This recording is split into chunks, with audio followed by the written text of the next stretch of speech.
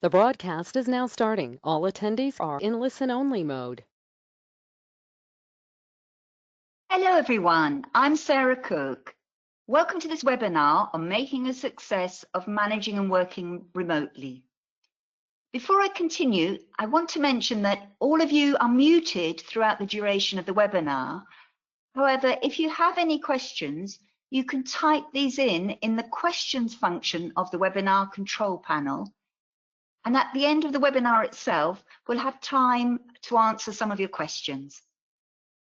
We'll also be emailing everyone after the webinar the slides and also a recording of the webinar. And currently you can also download the slides from the handout section on the webinar control panel. So let's begin.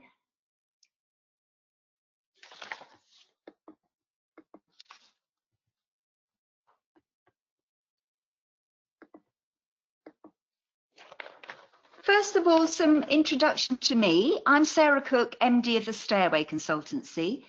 I'm a management consultant and author with over 20 years experience in leadership and management, particularly involved in helping individuals and teams transition to remote working.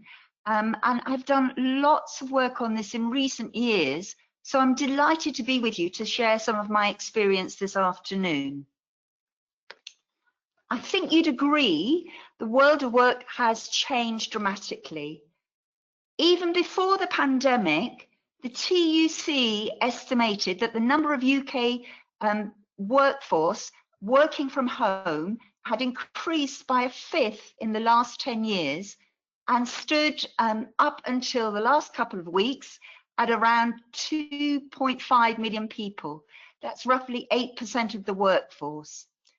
They had expected this to increase rapidly, with over half the UK workforce working from home, in their estimate, by 2025. But of course, that was before COVID-19. What we now know is that many of you may be working for the first time from home, and actually this can cause some challenges. So in today's webinar, what we're going to do is look at how can you benefit from working at home? What are some of the challenges? But importantly, want to make this as practical as possible, looking at tips and techniques for making remote working a success, be it as a team member or somebody who is managing people from home, although I imagine you could also be both, working from home and a manager. Looking at practical advice if you are managing people who might actually be now your virtual team. And importantly, given the uncharted waters that we're in at the moment, we're going to provide you some tips on how to build personal and team resilience in these uncertain times. So let's begin this afternoon. We're actually curious to see how many people on this webinar are currently working from home for the first time. We've got a poll open. You'll see on the side of the screen, you've got an opportunity to click yes or no. So if it's the first time you're working from home, it would be yes, and obviously no if not. And we're going to give it 30 seconds to see if you could just click now on the poll, what percentage of the people that are on this webinar are working from home for the first time.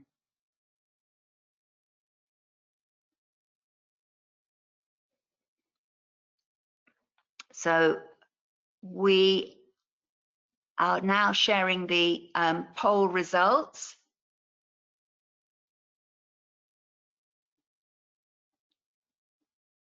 Interesting. So we've got lots of you therefore working from home for the first time.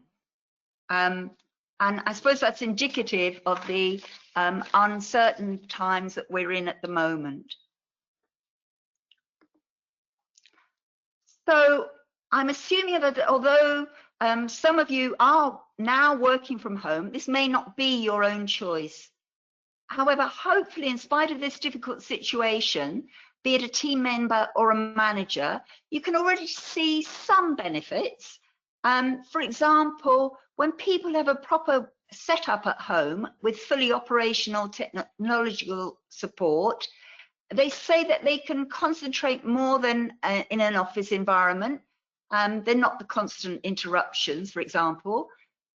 Obviously, at the moment, you've got lots of opportunity to spend time with family, and hopefully we'll talk about this in a bit more detail. Flex your time to suit childcare arrangements. To give you an example, for one of my colleagues in the last week, they've split their day with their partner into 4 3-hour slots.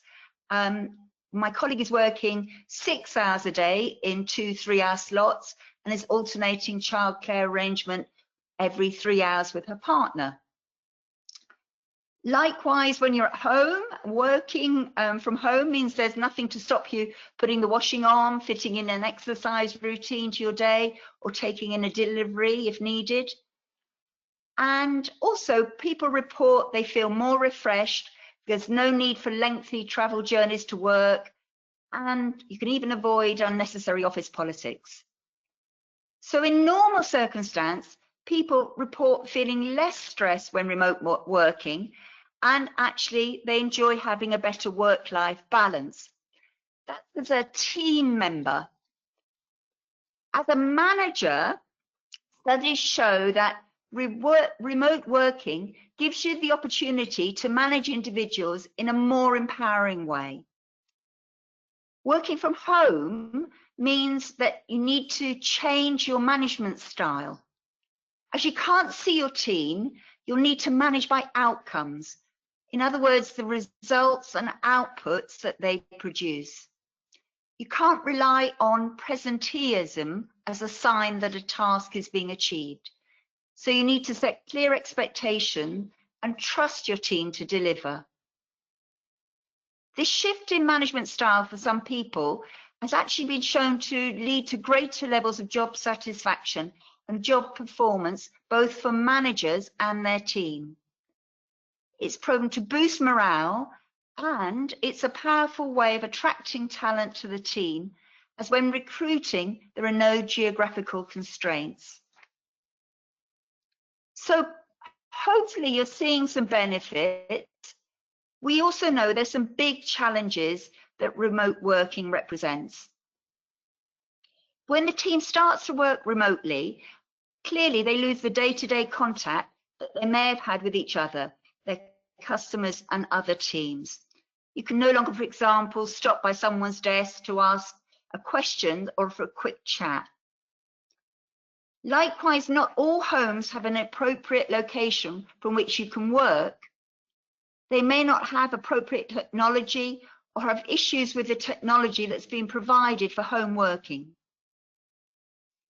Two further challenges are work creep and managing childcare arrangements. What do I mean by work creep? Well, for most people, working remotely allows them to focus and concentrate on the task in hand without interruptions or distractions. However, the downside of this can be that individuals get in the flow and don't take regular breaks, nor do they set boundaries around when to stop work when they're at home. For example, if you find yourself continually working late into the evening or checking your work mails during the night or first thing when you wake up, that's an indication of work creep. Likewise, with children now confined to home, many people have the added concern about childcare arrangements. What we know is working from home can result in a decline in well-being. People can feel isolated when they don't come into the office each day, and that can be a problem over the long term. The issue is that when people are geographically dispersed and not present together, they can miss casual social interaction, the coffee machine conversations they're having with colleagues, And a lot of people's motivation to come to work involves social interaction. So we need to watch out, because for some people, personal well-being and mental health can be impacted, and it can be stressful working from home. These challenges have undoubtedly been accentuated by the rapid speed with which Britain has found itself in lockdown. So let's just have a look at this from a psychological perspective. You may have heard of the change curve. This is described originally by a psychologist called Elizabeth Kluber-Ross, who, as a result of her work on loss and dying, looked at reactions we have and performance and motivation when change occurs. This work was then transferred to the workplace by a management consultant called Elizabeth Moss-Cancer. Both researchers describe the reaction we have when there are changes in our lives. So we know many people can be apprehensive and anxious, and patterns and habits provide certainty in life. So if you think about when you got out of bed, for example, this morning, and the way you got dressed and the order in which you then went down and had breakfast, you probably go through the same routine practically every day. So it's a bit like crossing your arms. I'm just going to ask you to do this as you're watching at the moment. If you cross your arms as you normally do, just in front of you, now I'd like you to cross your arms the other way. What you'll see is that probably when you're crossing your arms naturally, you don't think about it. When you cross them the other way, it seems less comfortable, and you need to consciously do this. So the change or transition curve, as it's sometimes called, describes what we go through for a work pattern to become a habit, something that we can internalize and do automatically. The curve is actually broken down into 7 stages, and there are no rights or wrongs. We can be at different stages of this curve.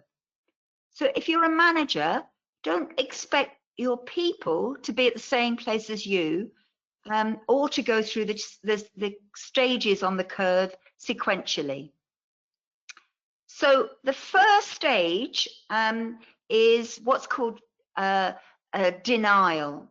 So you'll notice probably after the shock of people having to work from home, or it might even have been a choice, is that performance actually continues to increase. People focus on building up their defenses, minimizing the disruption.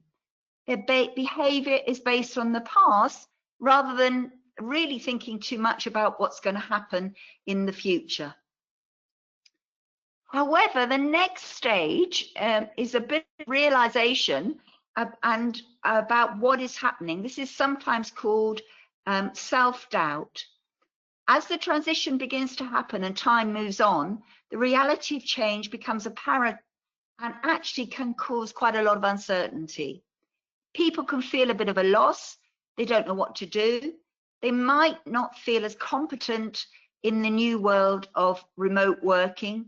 They can feel they're sinking rather than swimming.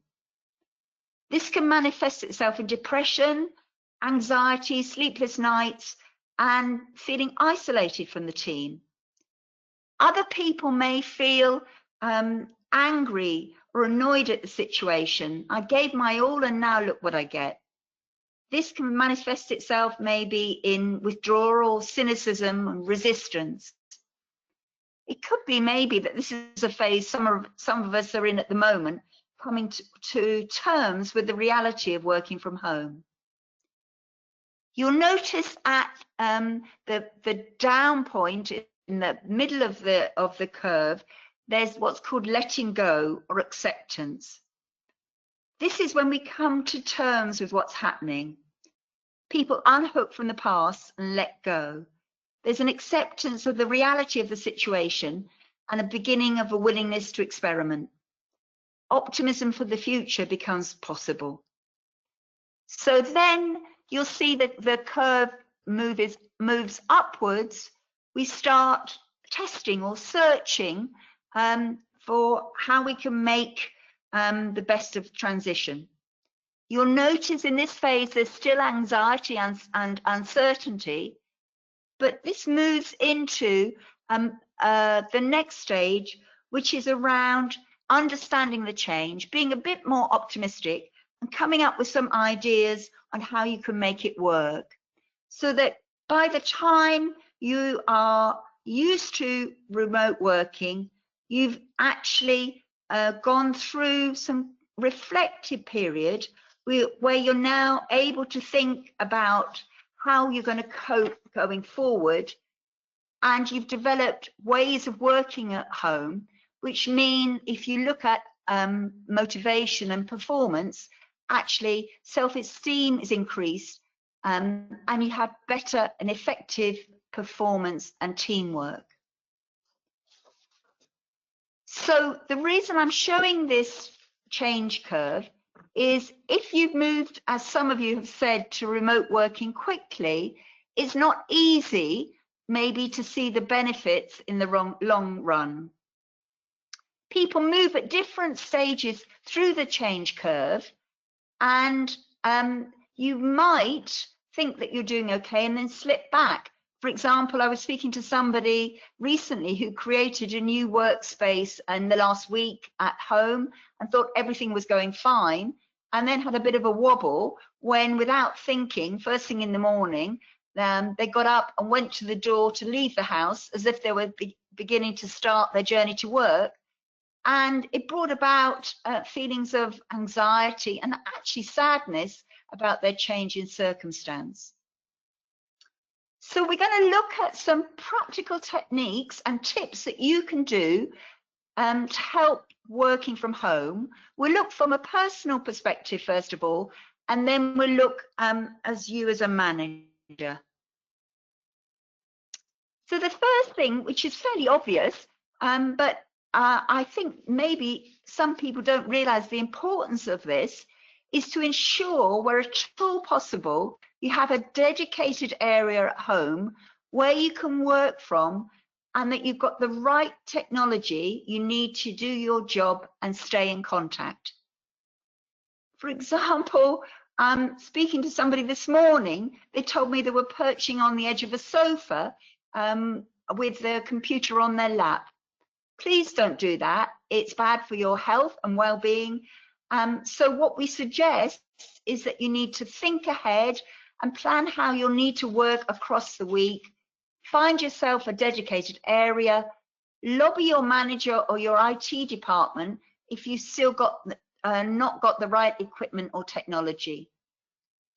If you look online, there's some health and safety executive guidelines on safe home working, and they're really helpful in terms of tips for setting up your work area.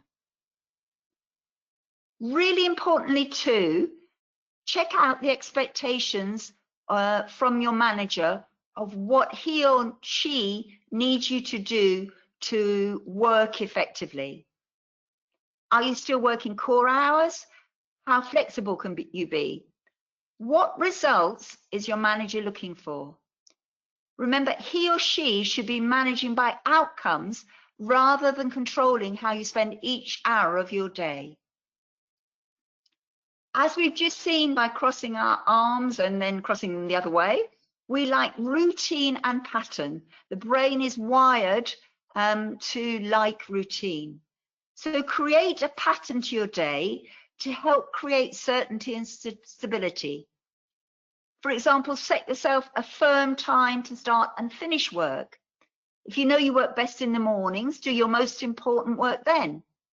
If you've got childcare restrictions during the day, agree with the rest of your household how you'll work. For example, it could be in the early evening, but you need to establish a pattern.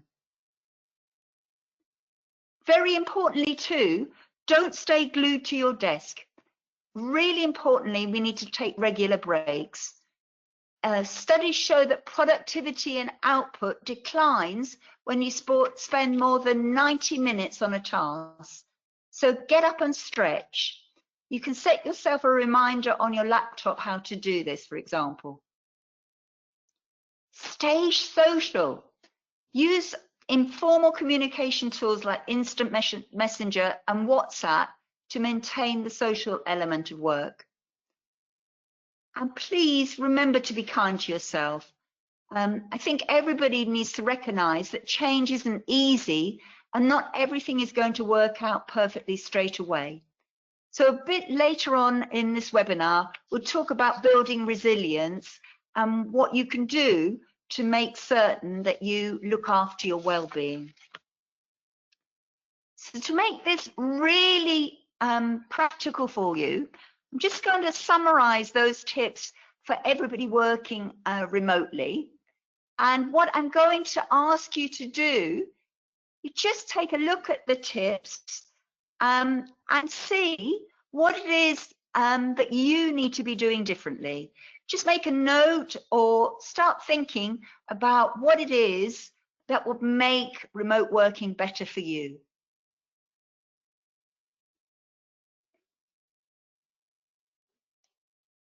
If you're a manager, you've got the added complication of not just making remote working successful for yourself, but also managing a remote team. So, like a team member needs to know what you expect of them, please do discuss working arrangements with each of your team members. Ensure their job descriptions up to date. What's the team visions? What outcomes do you expect as a team? And make certain that you do discuss with each of your team members what you expect in terms of outputs and results. You'll also obviously need to be monitoring performance, providing feedback and coaching. In fact, you'll notice in terms of the slide that's just come up, the performance management cycle, there's nothing here on this illustration that you shouldn't be doing when you're managing on a face-to-face basis. Essentially, as a manager, when you're actually managing remotely, you'll need to set objectives, monitor performance, coach, give feedback, review performance, help create personal development plans, recognize and reward. Likewise, if you have a poor performer on your team, you'll need to treat them in exactly the same way as if you were managing them face to face. Describe what you've seen or not seen, stick to the facts, and discuss with the employee what they need to do differently and how they can improve their performance. So you're still managing day to day as if your team were face to face. However, there is one aspect you should engage in more, especially if remote working is new to many of your team. So all the studies say what you need to do is increase the amount of two-way conversations you hold with each team member. Not via email, but on the phone or by video conferencing. We'd really encourage you to check in with each member of your team, encourage informal conversations. Get to know your team members individually. Make certain you talk about things other than work. Start a conversation for the sake of it before you go into the task at hand. If you are holding team conference calls, for example, you could use icebreakers to help people share experiences. Ask people to say things like what was their first pet or their greatest achievement or their favorite holiday destination. Anything to get people talking and relating to each other on a human one-to-one basis. So by spending time on people rather than tasks, managers can help build trust and confidence across a remote team. It's interesting to look at what makes an effective remote team. There's an American management psychologist called Lencioni who wrote a book called The 5 Dysfunctions of a Team. He found that where there was absence of trust, there was generally false harmony in a team. People were fearful of speaking out and avoided conflict. Because of that, people didn't feel committed to the team and so avoided taking responsibility. That ultimately led to failure to achieve results and a work group dominated by ego and status-driven individuals. So increased communication. Trust is the foundation of great virtual teams. Hold regular one-to-ones and ensure you make opportunities for the team to meet virtually and keep in communication with people throughout the week. So communication is important. Make certain you increase this.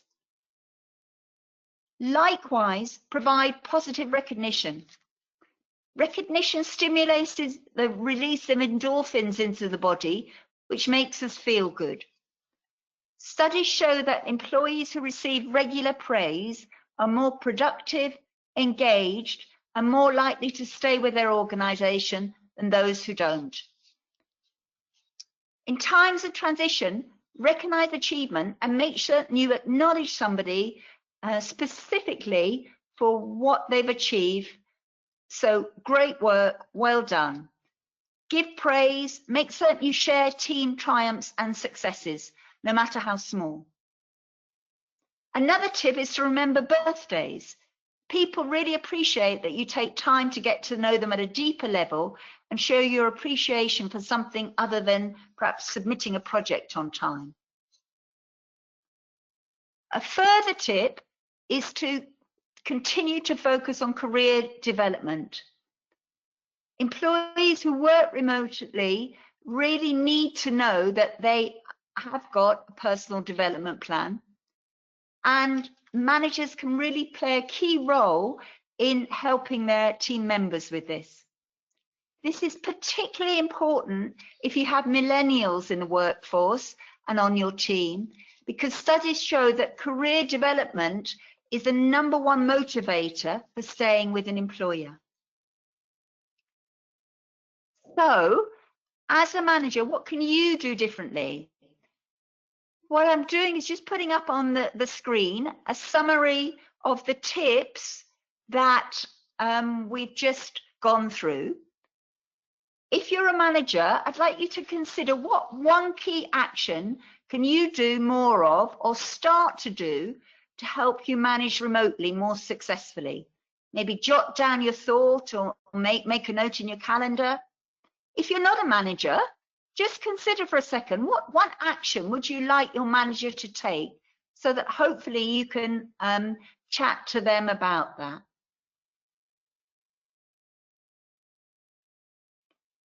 I've just put up another tip, which is helping individuals and team to build resilience. And that's the last part of today's webinar, which we're going to cover now. This is directly linked to the unprecedented situation we're living through. And as we've seen, people may feel lost, unsure, unclear about the future. So in this last section, we're going to talk about remote working and resilience, the ability to cope with adversity and bounce back to maintain high levels of individual and team performance. I was particularly reminded of this when I read the story about the cave rescues that happened in Thailand in June and July 2018, which saved the lives of members of a junior football team who were trapped inside the flooded cave network. In spite of the death of one of its members, the rescue team remained resilient over nearly 2 months. They tried various ways to rescue the team and persevered and came up in the end with an ingenious way of bringing the trapped boys to safety. So how do you develop resilience? If you look at the screen, you'll see that there are a number of potential characteristics of people who demonstrate high levels of resilience at work. And I'd like you just to consider for a second, which of these factors is characteristics of people with high levels of resilience? You probably guessed correctly, it's actually all 5 of these characteristics that builds high resilience. So what we know is resilience is in individuals and teams is characterized by people with a positive mindset, people who take personal control, have a healthy lifestyle, and develop good support networks. So what does this mean for you when you're managing or working remotely? Let's look at each of the aspects. Healthy lifestyle. Our physical health has a big impact on how we feel. At times like these, it's really easy to fall into unhealthy patterns of behavior that end up making us feel worse. So really try to eat healthily, have well-balanced meals, drink enough water, and do remember to exercise, either at home or during the 1 hour where you can go outside alone or with members of your household. Regular exercise can also ensure that you sleep well. Good quality sleep makes a big difference on how we feel mentally and physically. So try to maintain regular sleeping patterns and do cut down on caffeine and screen time before bed.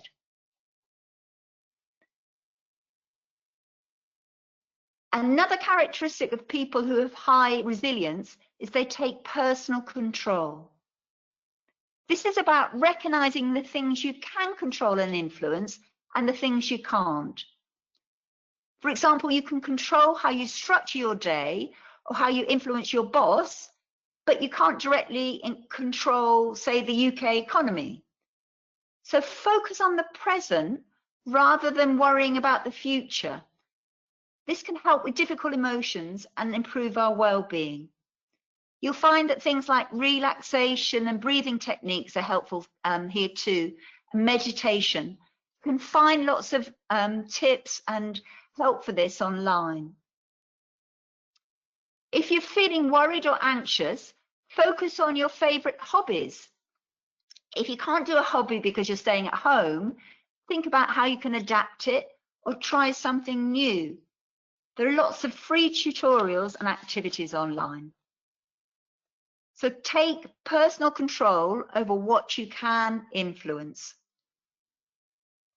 The third of the 4 individual characteristics is about positive thinking. So if you take time just to think about the implications of working from home, this should help you feel more prepared and less concerned. What do I mean by this? So think about your normal working week. How will it be affected? What do you need to do to solve any problems? What help can you get from your manager, your work colleagues, or even your local community? Importantly, talk about your concerns to your manager, your family and friends, but remember to fact check too, so you keep a balanced view. If unfortunately there's no one you can trust, there are plenty of helplines that maybe you can talk to instead. You may also want to limit the time that you spend watching, reading, or listening to coverage of the pandemic. If you're a manager, as we said before, do hold regular one-to-ones and check in with people in terms of how they're feeling. If you're also holding, hopefully, as you will be doing, regular virtual team meetings, take regular temperature checks with your team. How are they feeling? What's working well? What are their concerns? This leads to the 4th characteristics of resilience people, and this is all around having a great support network. So resilient individuals and teams stay connected, they support and help each other. Maintaining healthy relationships with people we trust is important for our mental well-being. So think about how you can stay in touch with colleagues, families, and friends. Maybe also something to consider is helping someone else who might need support. This has a double benefit both for you and for them. So maybe think of others around you, both inside and outside work, and try to be understanding of other people's worries and concerns. Which leads me to the fifth suggestion for managers. For managers, having high levels of emotional intelligence is key during times of change. This means knowing not just your own emotions, but those of your team members.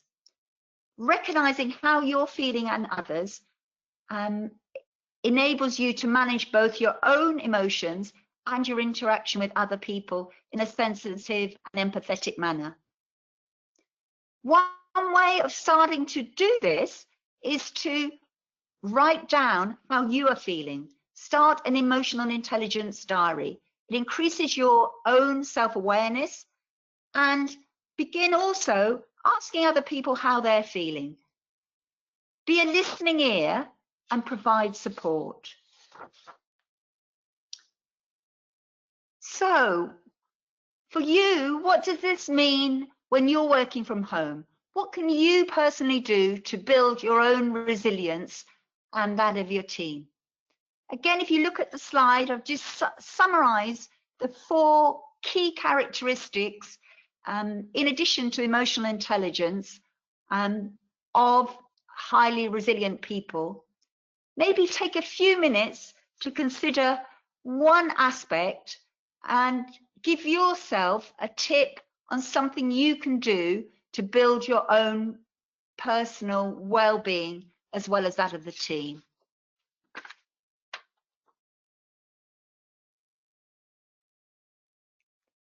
So in summary, remote working has benefits, but we know there are also lots of challenges.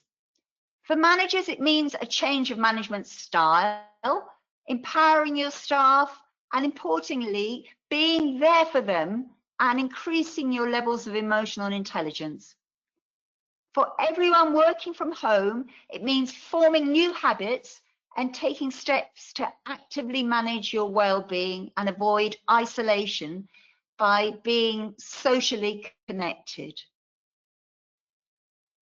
We need to recognize we can't all be superheroes.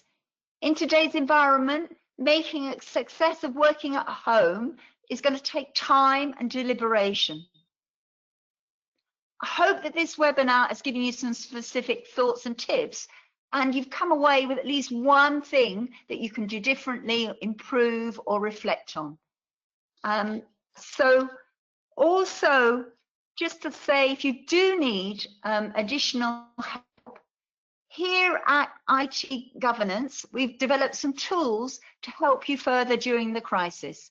You can get more information on managing and working remotely from my book, which is published by IT Governance. And IT Governance recently launched a bundle of products to help organizations implement effective business continuity plans in the current pandemic environment. So obviously, because of the difficulties around the pandemic, it's really important that we help our staff to be prepared. What you also have is some toolkits that again you can find from IT Governance, which we've published for managers to help with their team. Things like developing a remote working policy, remote access penetration, and so on. So we do hope that these are useful to you. What we have on this slide is also our contact details.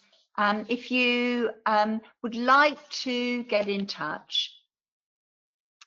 I think we've just got 5 minutes or so for some questions now. So thank you for listening to date. I'm going to ask if we could just have a look at any questions that have come through. And I can see I have one question here around what do we do if we still don't have the right technology. So this is an interesting situation. I have quite a lot of people who've been in contact with me to say that they're having difficulties with technology. I think this is a period where we need to do two things. One is continue to report to our IT teams, lobby our IT functions via our manager if we're having difficulties. But the second one, I think, is also to recognize that this is perhaps going to be a time where we need to be considerate and kind to others, in the sense that we're not always going to be able to have everything sorted straight away. So it's probably going to take some time for everybody to be fully operational. So we need to be kind, I think, is one tip. But at the same time, trying to make certain we influence to get our technology up to speed. I can see another question coming in around childcare arrangements.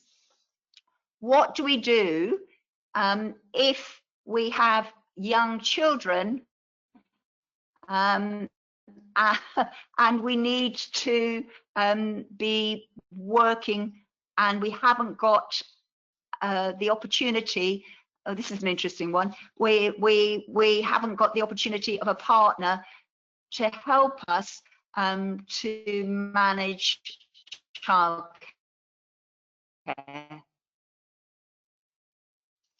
My tip here would be to explain to your manager, your colleagues, that you're in that current situation. As a manager, I would hope that you can show flexibility and understanding. This is a difficult situation for everyone, and that if it means that your team member needs to work flexibly, that they do have the possibility perhaps of coming and working at hours which suit them when their children, for example, are away in their bedrooms or when they've gone to bed. Another question, actually, this is a tip, which I think is quite a good one coming in, which is around putting on the bottom of your emails that you are what hours you are working if you are not answering emails during the day because of childcare care arrangements. I think that's a very good tip. Actually, also like to add another tip, which is if you are working in the evening, just be conscious that other people might not be working there too. Then too, we've talked about work creep. I've had an email this morning for somebody that was talking about putting on the bottom of their emails, they would be replying in the evening, but they didn't expect other people to too. So I think that's a very good tip.